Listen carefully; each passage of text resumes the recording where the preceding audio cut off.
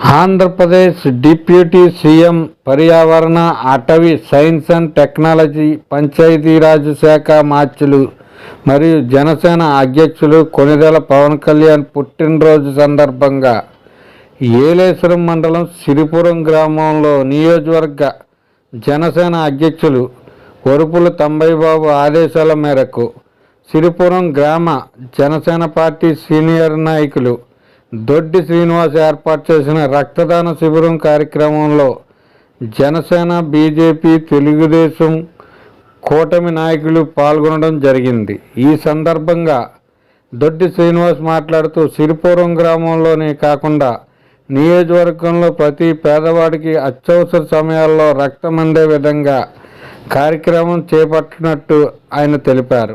ఈ కార్యక్రమానికి తెలుగుదేశం నాయకులు ధనికుల భద్రం, బచ్చల శివ, వానం నంగ, బీజేపీ నాయకులు వెలుగురి హరేరాం, కొత్త వెంకటేశ్వరరావు, జనసేన నాయకులు సింగులూరి నాని, సాగి రమణ, అచ్చే వీరబాబు, బోరా సత్యబాబు, వజ్రంగి శ్రీను తదితర కూటమి నాయకులు అధిక సంఖ్యలో పాల్గొన్నారు.